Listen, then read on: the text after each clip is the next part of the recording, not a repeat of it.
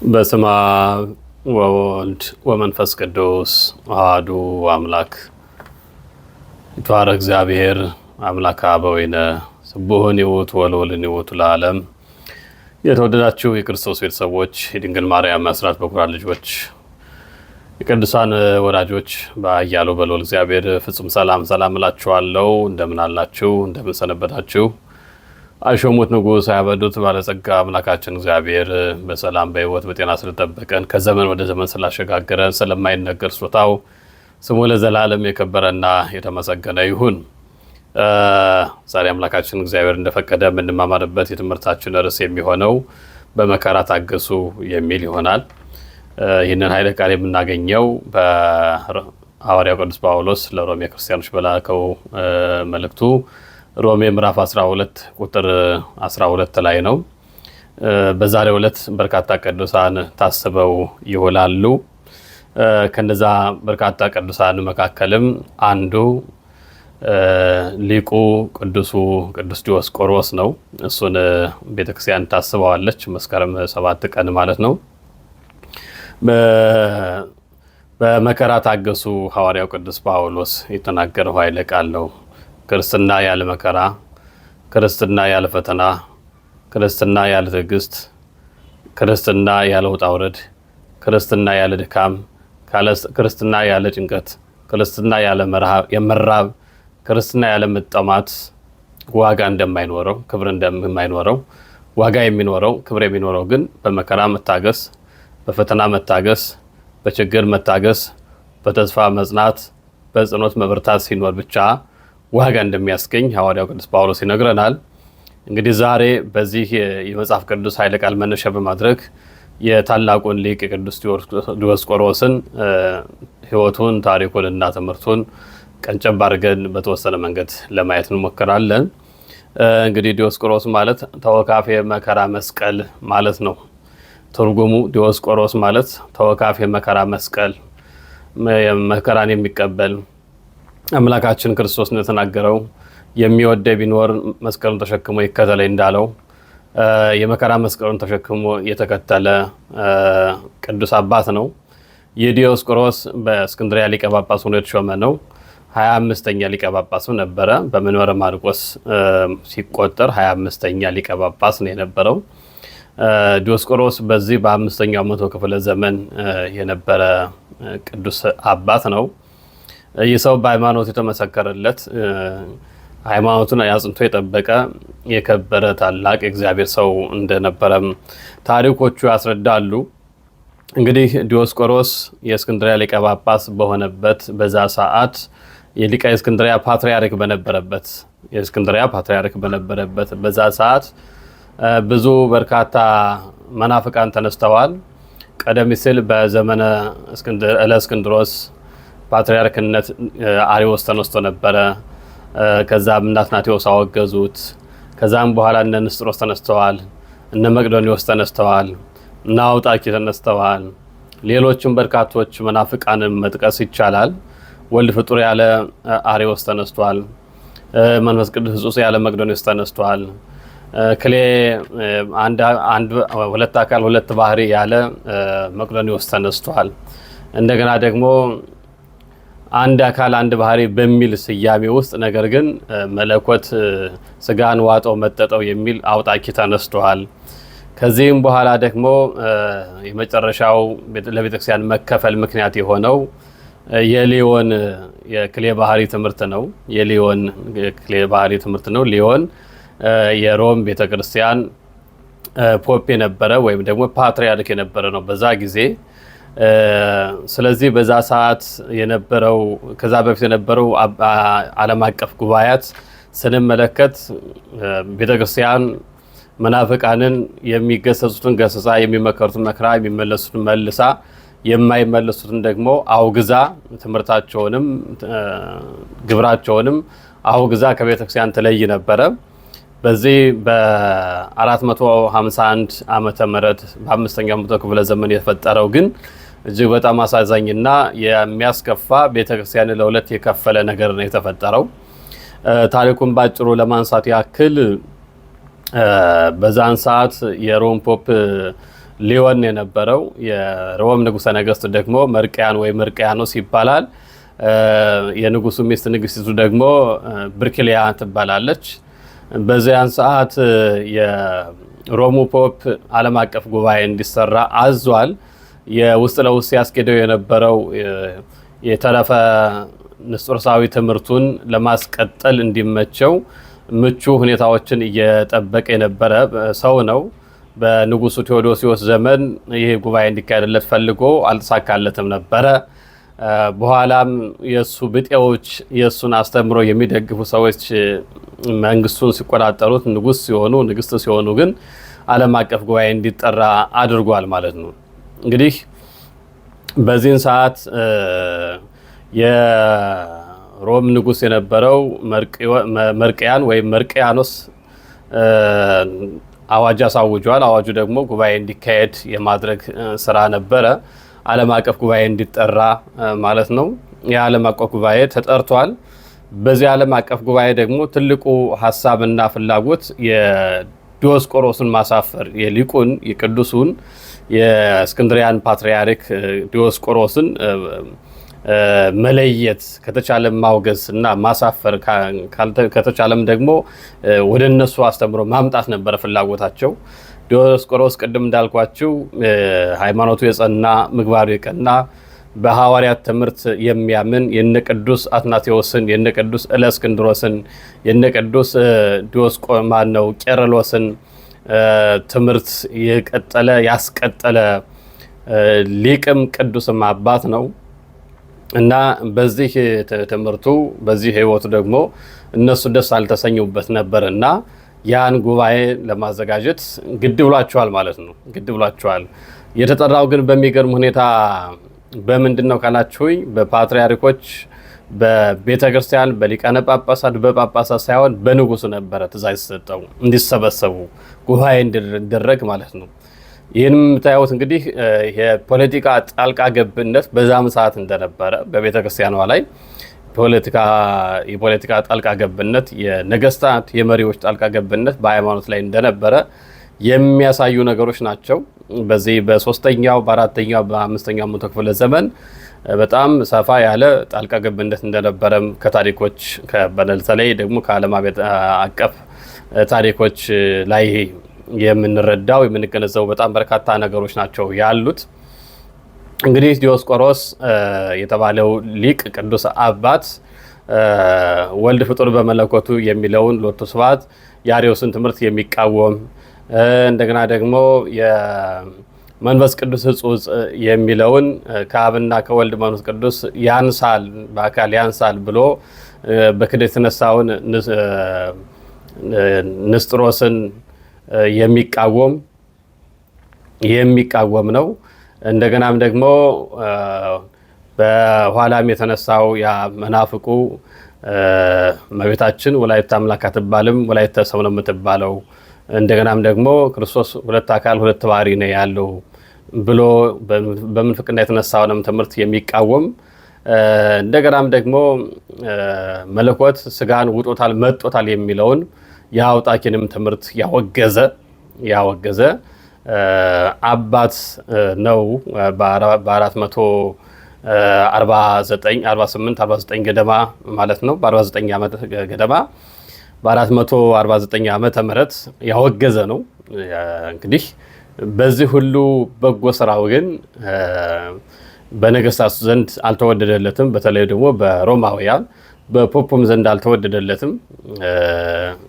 ምክንያቱም እነሱ መከተል የሚፈለጉት ማንጸባረቅ የሚፈልጉት ማብራራት የሚፈልጉት ማስፋፋት የሚፈልጉት አስተምሮ አለ። ያ አስተምሮ ደግሞ ክሌ ባህሪ ሁለት ባህሪ የሚል ነው።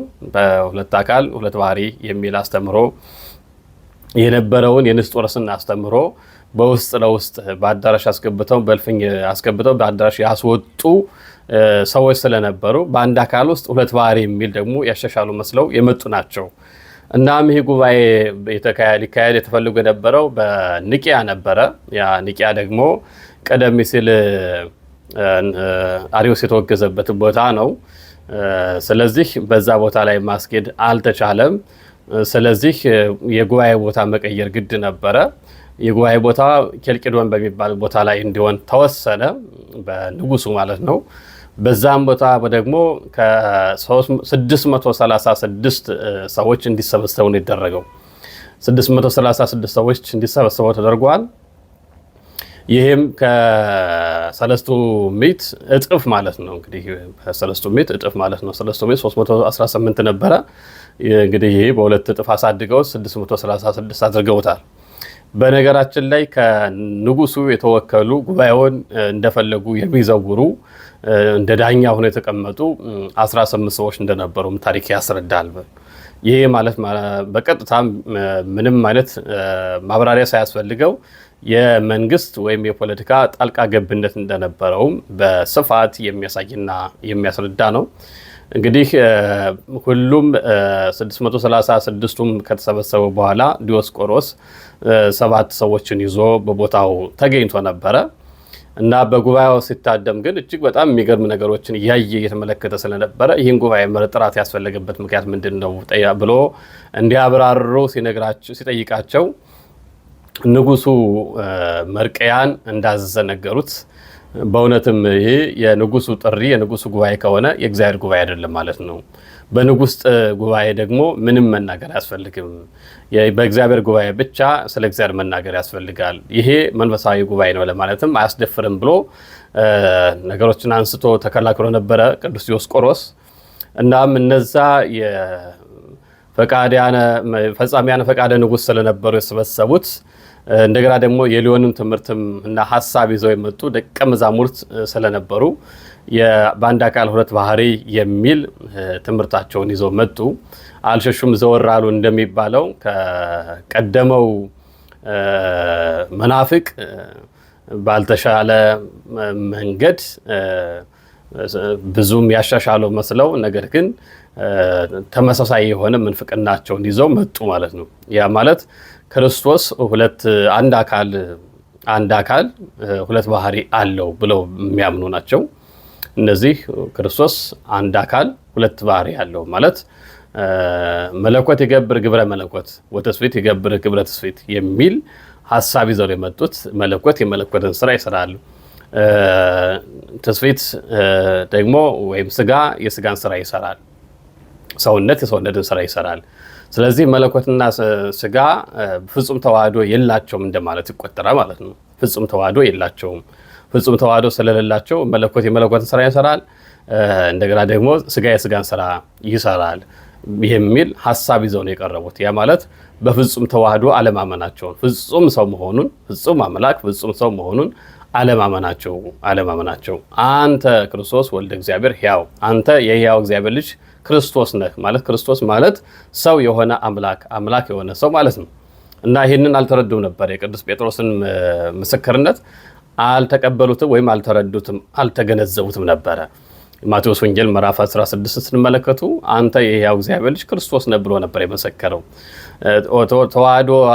የተዋህዶ ቤተክርስቲያን ወይ ተዋህዶዊት ቤተክርስቲያን የተዋህዶ እምነት ተከታዮች ስንባል ሰው አምላክ ሆነ አምላክ ሰው ሆነ ብላ የምታምን አንተ የሕያው እግዚአብሔር ልጅ ኢየሱስ ክርስቶስ ነህ ብላ የምታምን ሰው አምላክ ሆነ አምላክ ሰው ሆነ ብላ የምታምን ቤተክርስቲያን ማለት ነው። በፍጹም ተዋህዶ በህድረት አይደለም፣ በውላጤ አይደለም፣ በቱሳኤ አይደለም፣ በቡአዲያም አይደለም። ስለዚህ እነዚህ ነገሮች ሁሉ በማያካትት በፍጹም ተዋህዶ ያለ መጠፋፋት፣ ያለ መከፋፈል፣ ያለ መለያየት ፍጹም ሰው ሆነ፣ ፍጹም ተዋህዶ ሰው ሆነ ብላ ነው ቅድስት ቤተክርስቲያን የምታስተምረው። ስለዚህ ይህንን እነሱ አይቀበሉትም፣ አልተቀበሉትም ነበር እና ከዲዮስቆሮስ ጋር ክርክር አደረጉ፣ ተከራከሩ። ዲዮስቆሮስም ተከራከራቸው፣ ቅዱሳት መጻሕፍትን እያነሳም አስረዳቸው፣ መጽሐፍ ቅዱስንም እየገለጸ አብራራላቸው። ለምሳሌ ያክል በዮሐንስ ወንጌል ምዕራፍ 2 ቁጥር 2 ላይ ያለውን አንስቶ ጌታችን መድኃኒታችን ኢየሱስ ክርስቶስ ወደ ሰርግ ቤት ሲጠራ በሰርግ ቤት ደግሞ ያደረገውን ተአምራት እየገለጸ እንደ ሰውነቱ ወደ ሰርግ ቤት ተጠራ፣ እንደ አምላክነቱ ውሃውን ወይን አደረገው። ተአምራት ነው፣ ድንቅ አምላክ ድንቅ ጌታ መሆኑን ገለጸ እያለ ያስተምራቸው ነበረ፣ ማለት ያብራራላቸው ነበረ። እንደ ሰውነቱ ወደ ሰርግ ቤት የተጠራ እንደ አምላክነቱ ውሃውን ወይን ያደረገ እርሱ በተዋህዶ የከበረ ፍጹም ሰው ፍጹም አምላክ የሆነ ክርስቶስ ነው የምናመልከው፣ የምንከተለው፣ ምናምነው። የሐዋርያት ትምህርትም ይሄ ነው ብሎ ነገራቸው። ነገር ግን እነሱ አልገባቸውም። እንደገና በምሳሌ ማስረዳቸው የሊቁን የጥበበኛውን የዲዮስቆሮስን ትምህርት አንስቶ አስረዳ። ማን ነው? የቅዱስ ዲዮስቆሮስን የቅዱስ ቄርሎስን ማለት ነው። የቅዱስ ቄርሎስን ትምህርት እያነሳ ማስተማራቸው። ቄርሎስ ምንድን ነው? ስለ ተዋህዶ በአብራራበት አንቀጹ ስለ ተዋህዶ በተናገረበት በዚህ በሃይማኖተ አበው ምን አለ ቅዱስ ቄርሎስ? ይሄውና የክርስቶስን ፍጹም ሰው ፍጹም አምላክ መሆን፣ አንድ አካል አንድ ባህሪ መሆን አልተረዳህምን? ብረት እሳት ውስጥ በገባ ጊዜ ይላል። ብረት ምን ውስጥ በገባ ጊዜ አለ? እሳት ውስጥ በገባ ጊዜ። ወደ እሳት ውስጥ በገባ ጊዜ እሳቱ በጋለበት ሰዓት እሳቱ ሙሉ በብረቱ አካሉ ሙሉ ይዋሃዳል፣ ፍምም ይሆናል፣ ቀይም ይሆናል። ስለዚህ በዚህ ሰዓት ብረቱንና እሳቱን ለይተህ ልታሳየህ ትችላለህን?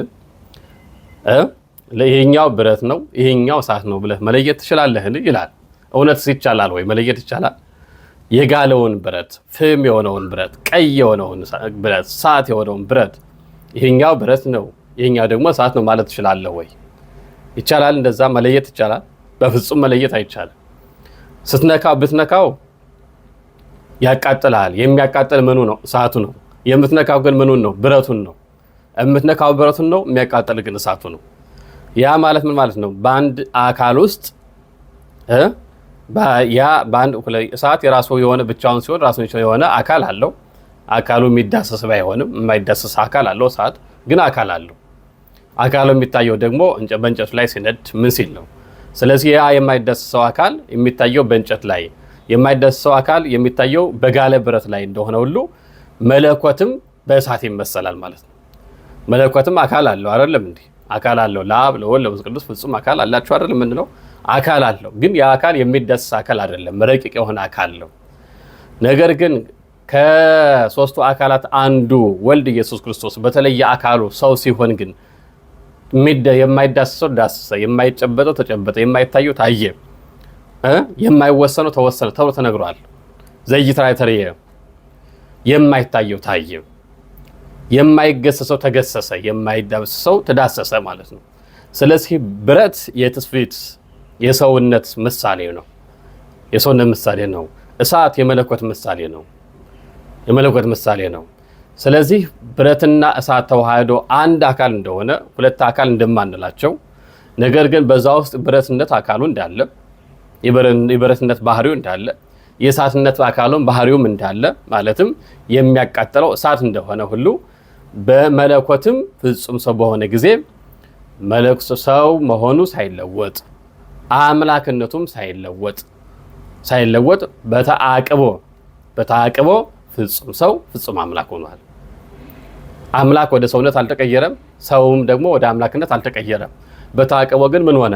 ፍጹም ሰው ፍጹም አምላክ ሆነ የሚለውን የታላቁ ሊቅ የቅዱስ ቄርሎስን ትምህርት በማንሳት ተከራከራቸው፣ አስረዳቸው፣ አብራራላቸው። ነገር ግን እነሱ ሊቀበሉት ፈቃደኛ አልነበሩ። ለምን? ፈጻሚያነ ፈቃደ ንጉሥ ስለነበሩ፣ የንጉሥ ፈቃድ ፈጻሚዎች ስለነበሩ። በዚህን ሰዓት ተከራክረው ማሸነፍ ባይችሉ፣ ማሳመን ባይችሉ ሊዮን አልመጣም ነበርና የሮም ፖፕ ማለት ነው መልእክት ልኮ ስለነበረ በመልእክተኞቹ አማካኝነት የላከው መልእክት ተነበበ። መልእክቱ ምን የሚል ነበረ? በአንድ አካል ውስጥ ሁለት ባህሪ አለ የሚል ነበረ። በአንድ አካል ውስጥ ስንት ባህሪ አለ? ሁለት ባህሪ አለ ብሎ መለኮት የመለኮትን ስራ ይሰራል፣ ስጋ የስጋን ስራ ይሰራል ብሎ መለኮትና ስጋን ለያይቶ ተዋህዶን አስቀርቶ ተዋህዶን አውጥቶ ተዋህዶ አጥፍቶ መልእክት ላከ። በጉባኤው ላይ ተነበበ። በዚህ ሰዓት ሊቁ ዲዮስቆሮስ የሊዮንን የጥፋትን የኑፋቄውን የስተቱን ትምህርት ያዘችዋን ደብዳቤ በጉባኤው ላይ ቀድደው ይላል። ቀድደው በዛን ሰዓት ይሄ ፈጽሞ ሊቀበሉት የማይገባ የስተት ትምህርት ነው አላቸው። እሱ እኮ መምህር አይደለም ወይ አሉት። አባት አይደለም ወይ ሲሉት እሱ መምህሬ ቢሆን አባቴ ቢሆን በጸናች በቀናች ሃይማኖት ሲኖር ነው እንጂ ከሳተ መምህሬም አባቴም ሊሆን አይችልም።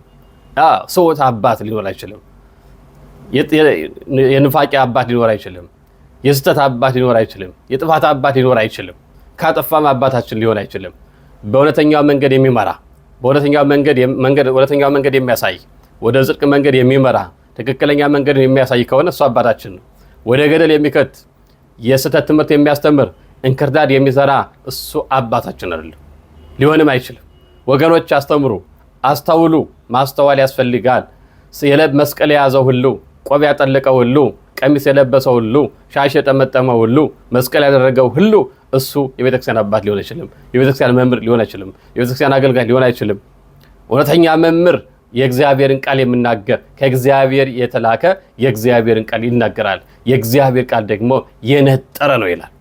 የነጠረ ስህተት የሌለበት፣ ኑፋቄ የሌለበት፣ እንክርዳድ የሌለበት፣ ሰዎችን የማያሳስት፣ የማያሰናክል፣ የማያደናቅፍ፣ የማያከራክር ወደ እውነት ወደ ክርስቶስ ግን የሚያደርስ ማለት ነው። ይህን የእውነት መንገድ እግዚአብሔርና አምላካችን እንዲያሳየንና በእውነት መንገድ እንድንኖር ቅዱስ ፈቃዱ ይሆንልን። ስለዚህ ከዚህ በኋላ መወጋገዝ ሆነ። ዲዮስቆሮስም ይህን ጉባኤ አወገዘው። ከዚህ በኋላ ንግሥቲቱ ብርክልያ የጉባኤውን ጉዳይ ስትጠይቅ ዲዮስቆሮስ ይህንን ጉባኤ ረግጦ እንደወጣ እናወገዛቸው እንደተወጋገዙ የእነሱን ፈቃድ እንዳልተቀበለ ነገሯት። በዚህም ሰዓት አስጠርታ ጠየቀችው። ለምን እንዳልተቀበለ ጠየቀችው። ለምንድን ነው እናንተ እንደዚህ የሚያጸናችሁ ብላ ጠየቀችው። እሱም ያለው ነገር አስረዳት። ሃይማኖት ርትዕት ማለት በተዋህዶ የከበረች ናት። ከዚህ ውጭ ያለው ስህተት ኑፋቄ ነው። በአንድ አካል ሁለት ባህሪ ሊኖር አይችልም። ይህም ደግሞ በነፍስና ስጋን መዋሃድ እያነሳ እያጠቀሰ ነገራት። ነገር ግን ሰው ነፍስና ስጋ ቢኖረው ከተዋሃደ ሁለት ሰው ሊባል ይችላል ወይ? አንድ ሰው ነው እንጂ ሊባል የሚችለው። ነፍስም ስጋም ስላለው ሁለት ሰው ሊባል አይችልም። ክርስቶስም አንድ አምላክ ነው እንጂ የሚባለው እርሱ ክርስቶስ አምላካችን ሁለት ባህሪ አለው ሊባል አይገባም ብሎ ነገራት። በዚህን ሰዓት ተናዳ አስደበደበችው ነው የሚለው በሚገርም ሁኔታ።